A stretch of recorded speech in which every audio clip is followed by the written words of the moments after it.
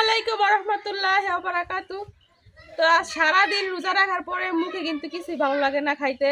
তো ভাবলাম গাছে যেহেতু বেগুন আছে, আবার ঘরে আছে শীতল, তো শীতল দিয়া বেগুনের ঘন্ট রান্না করাম। এই জন্য গাছের থেকে বেগুনটি পেরে নিতেছি। তো বেগুনটি কিন্তু আমি একটু বাড়তি করে নিছি। এই ঘন্ট রান্না করতে হইলে বেগুনটি একবার বাড়তি লাগবো, বাড়তি বেগুন দিয়ে কিন্তু হইতো না। তো এখন আমি সবগুলা বেগুন গাছ থেকে পাইরা নিলাম। তো মাশাআল্লাহ দিলে এই গাছ থেকে কিন্তু এবার অনেক বেগুন খাইছি,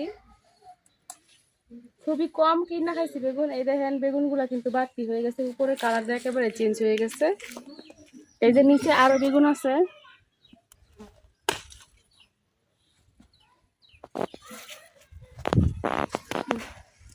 তো এই সাইডে এই যে দুইটা বেগুন একসাথে হয়েছে, এই বেগুনগুলাও কিন্তু বাড়তি হয়েছে। এই যে সবগুলার কালারই কিন্তু একবারে মোটামুটি চেঞ্জ হয়ে গেছে। এই পাশে আরেকটা গাছ আছে, এই গাছের মধ্যে দুইটা বেগুন আছে। এখন এই গাছের থেকে একটা বেগুন উড়াই না, কারণ বাড়তি বেগুন লাগবো, বাড়তিটাই উড়াই।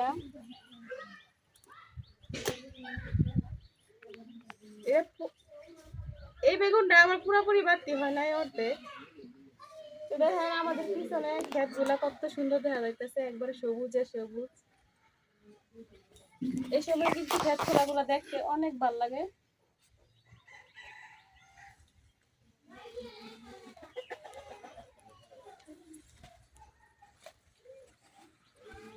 বেগুন উঠানো শেষ, এখন বাড়িতে যাই, যে রান্না করে যাই, যে সবগুলা রেডি করি।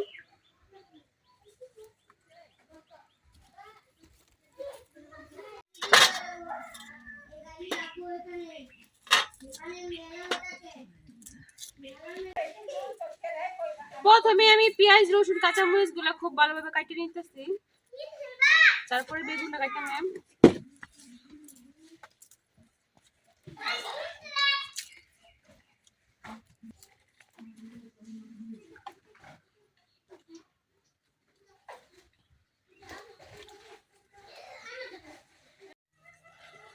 পেঁয়াজ রসুন কাঁচামরিচ কাটা শেষ, এখন আমি বেগুনগুলা কাটতে লইলাম। তো বেগুন দিয়ে যেহেতু ঘন্ট রান্না করাম, এই জন্য কিন্তু আমি একবার ছোট ছোট করে বেগুনগুলা কাটতে লইলাম। দেখেন বেগুনগুলা কতটা বাড়তি হয়েছে, বিচিগুলো কিন্তু একেবারে বাড়তি হয়ে গেছে। তো ঘন্ট রান্না করার জন্য বাড়তি বেগুন কিন্তু লাগে। এই যে আমি ছোট ছোট করে কাটতে নিতেছি।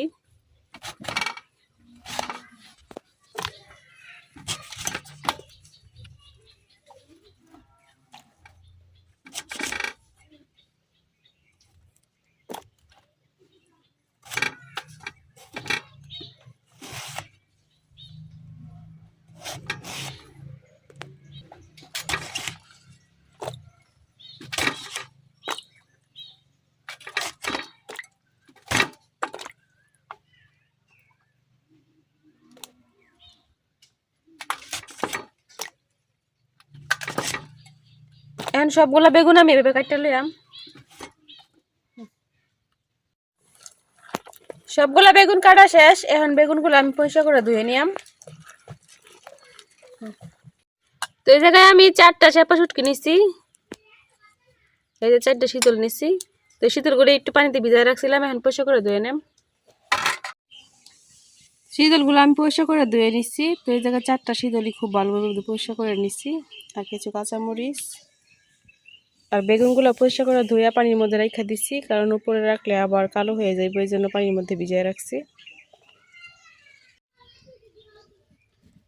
চুলা ধরাই আমি কড়াই বসাই দিছি, এখন কড়াই তেল তেরিতেছি।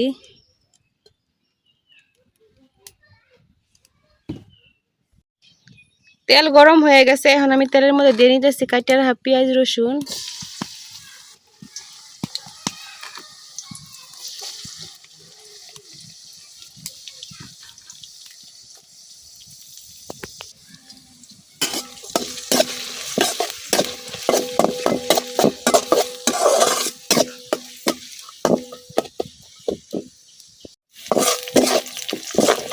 পেঁয়াজ রসুনটা হালকা ভাজা হয়ে গেছে, এখন আমি অল্প একটু পানি দিয়ে দেব মশলা কষানোর জন্য।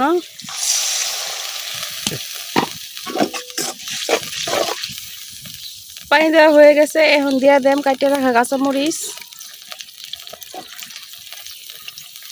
এখন এক এক করে সব গুঁড়া মশলা দিলাম, হলুদ,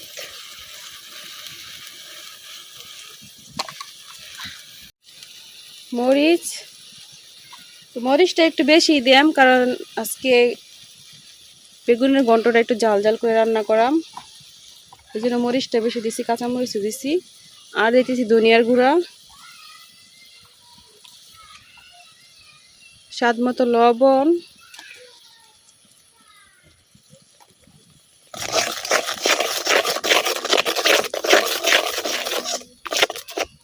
তো মশলা দেওয়া হয়ে গেছে। এখন দিয়ে দেন দইয়ের শীতলগুলা।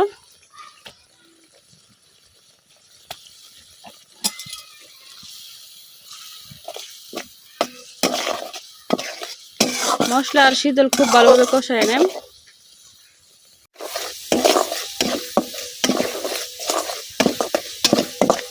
মশলা আর শীতলটা খুব ভালোভাবে কষানো হয়ে গেছে। এখন আমি দিয়ে দেম দইয়ের বেগুন।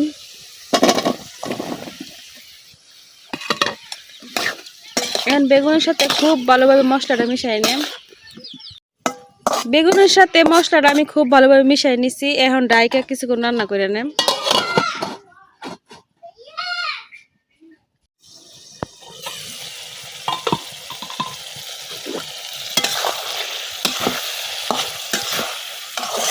বেগুন থেকে অনেক পানি উঠছে, তো এই পানি দিয়ে বেগুন সিদ্ধ হয়ে যাইতেছে, আর এক্সট্রা করে কোনো পানি দেওয়ার দরকার নাই গা।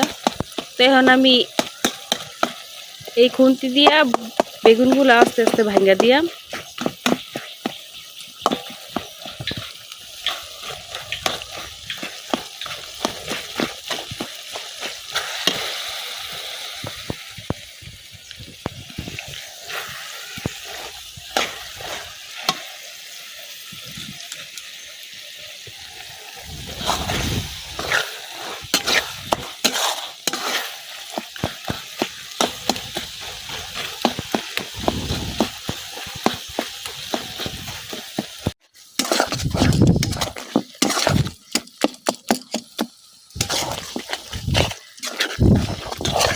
তো এই খুন্তিটা বাইরে কিন্তু আমি অনেকক্ষণই বেগুনগুলা ভাঙ্গে ভাঙ্গে নিছি যতটুকু পারি, তো আরও ভাঙ্গা নেওয়া লাগবো বাইরে বাইরে।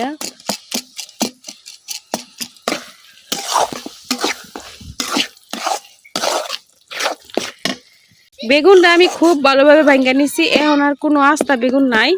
তো দেখেন একবারে ঘন্টার মতো হয়ে গেছে। আর 5-6 মিনিটের মতো নাড়াচাড়া করাম, ভাজা ভাজা করাম। তো আমার বেগুনের ঘন্ট একেবারে রেডি। এখন আমি নামাই দেম, দেখেন কতটা আটা আটা হয়েছে।